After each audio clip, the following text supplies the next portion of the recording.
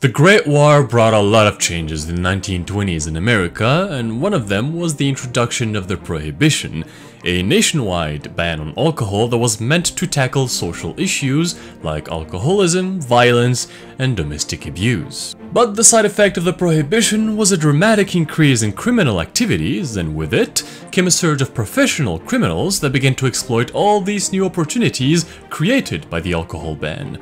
And that eventually led to a flourishing black market where bootlegging became a pathway to great wealth and, of course, crime. Major cities like Chicago became a breeding ground for criminal activities, and by the mid-20s, Chicago alone had around 1,300 gangs that thrived on the illegal alcohol trade, and among them, two very important gangsters rose to prominence. Al Capone, nicknamed Scarface, who was the leader of the Chicago Outfit Gang, and his rival, George Moran, also known as Bugs Moran, who was the leader of the North Side Gang. This new era saw crime syndicates arming themselves with the iconic Thompson submachine gun, also simply known as Tommy guns, which were very popular back then, and you probably saw them in a bunch of old school mafia movies.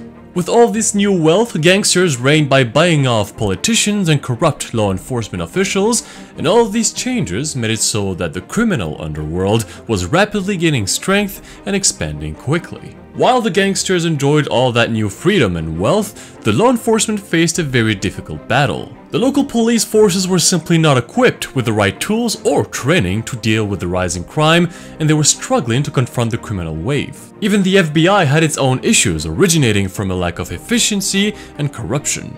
But things quickly changed when John Edgar Hoover took the helm of the FBI in 1924. He quickly recognized that there was a desperate need for modernization and discipline if they ever wanted to get rid of these criminal organizations. That's why he implemented strict codes of conduct, weeded out ineffective agents, and introduced rigorous hiring standards. But the real change came from three significant developments. First, the establishment of a fingerprint identification system that really revolutionized criminal identification and evidence matching. Second, the FBI initiated a collection of crime statistics that really helped respond more effectively to evolving criminal activities. And third, they established their first technical laboratory focusing on scientific analysis and examination, which provided crucial information for investigations. Because of these changes, it became a lot easier to finally respond properly to the rise of the criminal wave. When the gangster era was at its peak in the 1930s, the Bureau started to focus more in capturing notorious criminals who were recognized as public enemies,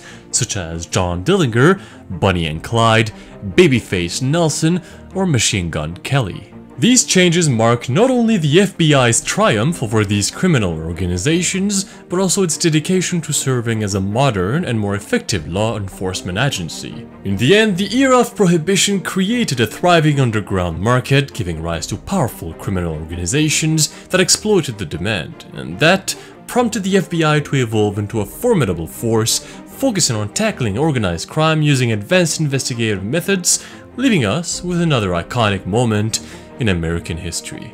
On that final note, thanks everyone for watching, and make sure to like and subscribe if you enjoyed this content, and leave a comment below if you have any thoughts on it.